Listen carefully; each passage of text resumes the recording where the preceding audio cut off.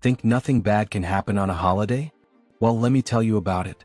This is the story of four morons who decided to rob a small bank, but due to their incredible stupidity, found themselves in the middle of a massive manhunt, with hundreds of angry residents, a plane, and even the local Chuck Norris chasing after them.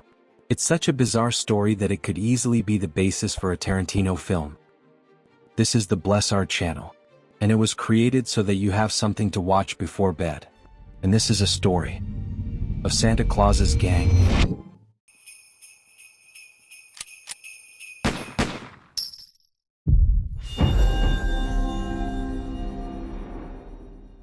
This epic took place at the end of 1927, in Texas of course. Such trash could not have happened anywhere else. At that time, it was a real hotbed of cowboy lawlessness. And so, on the beautiful day of December 23rd, Santa Claus was happily walking down the street of the tiny town of Cisco. Children ran up to him, he greeted everyone cheerfully and seemed to be in a great mood.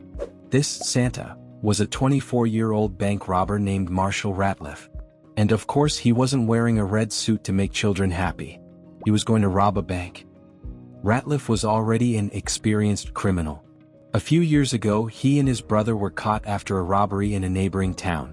They didn't even think to hide the stolen goods.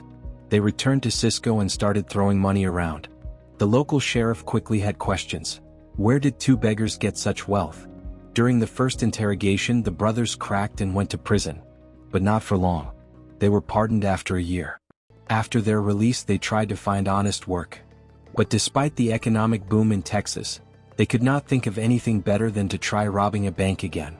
In those years 2 or 3 banks were robbed every day in Texas alone, so the brothers decided to simply repeat their tried and tested criminal scheme. But even in such a common plan, they managed to add their trademark stupidity. They decided to rob a bank in their hometown where everyone knew them. Marshall's brother went even further. He was arrested before the robbery for stealing some trifle from a store. Ratliff of course did not give up on his plans because of the loss of his brother and quickly found new accomplices. They were former criminal Henry Helms, 31, and Robert Hill, who had recently turned 21. But one more key member of the team was needed. What is in every bank? That's right, a safe. And only a specially trained person can break into it. At first, they found an experienced burglar, but a few days before the robbery he came down with the flu and said he wouldn't be coming. Then Helms remembered that he had a relative, Lewis Davis, who was a mechanic. He had never hurt a fly in his life. But he had a wife and small children. But he had no money. Davis was promised good pay for his help, and he reluctantly agreed to participate. But on one condition. The crime had to be committed without any shooting. Santa borrowed a costume from the landlady of an apartment 300 kilometers from Cisco, and one of the gangsters stole a car. They were ready to hit the road. But what were these weirdos doing the night before the dangerous job? They were drinking like crazy and dividing up their future loot while driving to the city in the stolen car. In Cisco, a relative refused to let the drunk company in, and the gangsters had to spend the night in the car. As a result, they set off to rob the bank with a wild hangover and after only 2 hours of sleep.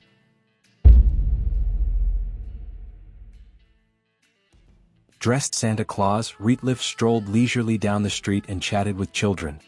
His accomplices followed slowly behind and discreetly turned toward the back entrance. Ratliff himself entered through the main door. There were 16 people inside, including security. At first, everyone smiled when they saw Santa, but the smiles quickly disappeared when 3 armed men burst in.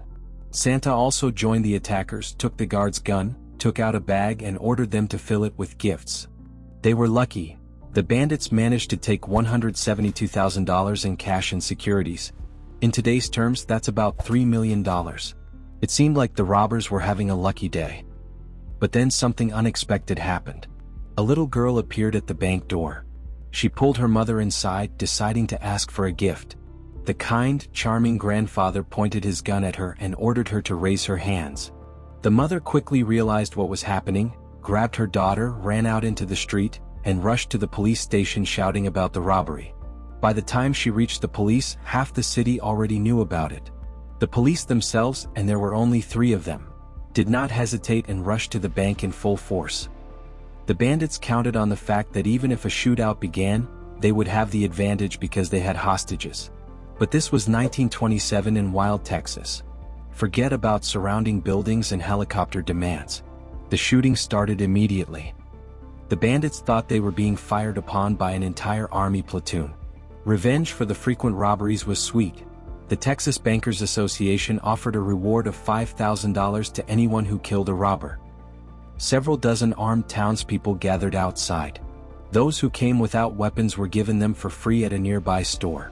Neither before nor since has the town seen such epic shootouts.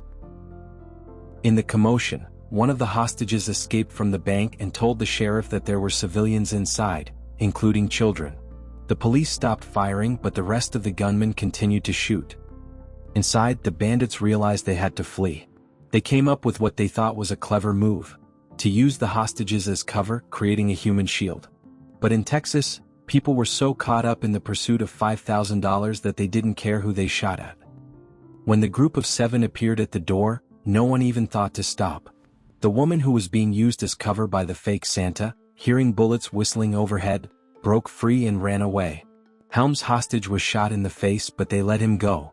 The last hostage, a student, opened the car door on the other side and ran away. It was utter chaos. Under a hail of bullets, the gang returned and took new hostages, 2 girls aged 10 and 12. The plan worked partially. They managed to get into the car, but Lewis Davis, the same one who agreed on the condition of no shooting, was seriously wounded and literally bleeding to death. The car sped off. At the exit of the alley, 2 police officers blocked their way. But there was no heroic confrontation. Helms leaned out of the window and shot both cops. The way was clear. In the back seat, the wounded Davis moaned and the girls cried. Santa was slightly injured. They escaped and took a pile of money, right? This is where the apotheosis of stupidity came in. There was no gas in the car. They forgot to fill up. Of course, drinking was more important. But that wasn't all. They needed to change cars urgently. They stopped a 14-year-old boy's car, threw him out, and started to transfer the wounded Davis, the bag of money, the hostages. And as soon as they settled down to set off, it turned out that they couldn't do it. The boy had taken the key out of the ignition, and the chase was already behind them. Under a hail of bullets, they were forced to move back into the old car, which had no gas and now had a flat tire. Hill was wounded in the arm. It was decided to leave the unconscious Davis behind. With their hearts broken, they fled the city. The mood was gloomy, but they had the money. Or did they? These wonderful robbers had left the bag of money in the other car. The bloodiest robbery instantly became the dumbest robbery. 3 wounded criminals, without money, in a car with a flat tire and no gas, tried to escape the biggest manhunt in Texas history. The bandits found a box of nails in the car, dumped it on the road, then turned right into a field, abandoned the car and ran into the woods. Meanwhile, the residents of Cisco found Davis half dead and the money. Surprisingly, they returned the entire amount to the bank. Davis died the next morning without regaining consciousness. The abandoned car was found in the evening with 2 crying but alive girls and Santa Claus fur coat inside. The next day, not only the police of 3 neighboring towns were hunting for the fugitives, but also hundreds of ordinary people in cars and on horses. The crime caused such a stir in the area that when Santa entered the church during the Christmas service, a boy jumped up and asked why Santa had robbed the bank. The real robbers were hiding in the woods, but they realized that they couldn't escape on foot with a wounded leg, as in Ratliff's case. So they returned to Cisco, stole another car, but it broke down. Then they stole another one, taking a farmer's son hostage. The farmer fired a shot and hit his own son, who fortunately escaped with a minor injury. The next day and night, the bandits drove around trying to find a road that wasn't blocked by the police, but to no avail. Their suffering from their wounds was compounded by cold and hunger. For dinner, they had only 2 oranges for 3 people. The last time they had eaten was the night before the robbery. In the end, they could think of nothing better than to return to Cisco for the 3rd time and steal a new car. They were only able to start a 2-seater roadster. 3 healthy men could barely fit in it, so they decided to nobly release their hostage. It was the height of idiocy. The hostage, of course, immediately told the sheriff what the robbers' new car looked like. The denouement came the next day when our dim-witted trio reached the town of South Bend. Here they encountered the local Chuck Norris. Deputy sheriffs say Bradford. He was a living legend, an unflappable participant in countless shootouts who never left home without his shotgun. Another epic car chase began. The bandits fled from 2 police cars, but drove themselves into a dead end. They abandoned their car and tried to hide in the woods again.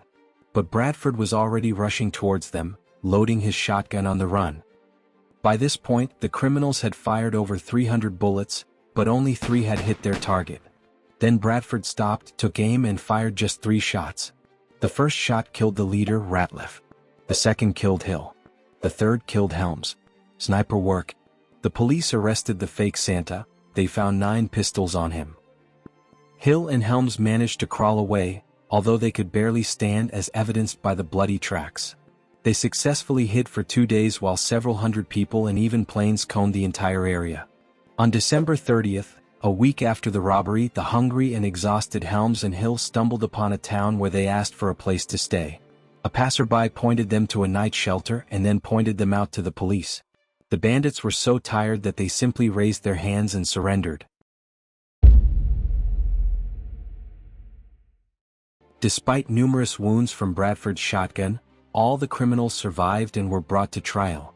Helms was easily identified as the killer of the police officers and sentenced to death. He behaved with complete indifference, fell into depression, and was executed in September 1929.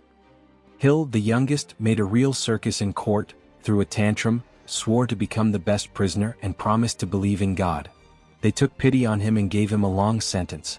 But the first thing he did when he arrived at prison was to escape. He was caught, escaped twice more, and then decided that God loves threes. Hill served almost 20 years and was released early for good behavior. He never committed another crime. Now let's return to Santa, Marshall Ratliff. He hoped that no one would recognize him thanks to his hat and beard. But the plan failed when a little girl, one of the hostages, was brought to court. Not only did she recognize Ratliff, but she also added that he laughed at the death of the police officers. Her testimony was crucial. Santa was initially sentenced to 99 years for robbery, and then he received the death penalty for complicity in murder. After the verdict was announced, Ratliff seemed to go mad. He prayed all day, refused to eat, became paralyzed, and lost his sight. Guards carried him to the toilet and cleaned up after him. Where could a paralyzed man escape to? They even stopped strapping him to the bed. But when 2 guards carried him to the toilet again one night, he snatched a gun from one of them with unexpected agility. He shot the first guard and ran away. The second guard miraculously dodged the bullets 3 times until Ratliff ran out of ammunition. They grappled, rolled down the stairs, and the guard beat the gangster half to death with the handle of his revolver. The shots did not go unnoticed. A crowd began to gather near the prison. When they learned that the robber-murderer of police officers who had been sentenced to death had again shot at a law enforcement officer, who died by morning, the people went wild. The guard was unable to calm the 2,000 angry people. They broke down the door, politely asked not to be disturbed, and dragged the gangster out into the street. It was time for Santa Claus to die. It turned out to be symbolic. In the theater next to the prison, a play called The Noose was being performed. And Ratliff was hanged on a lamppost directly opposite this sign. No more significant event has ever happened in the town of Cisco, either before or since. And our Christmas story has come to an end. Behave yourselves or Santa will be upset and go on the warpath again.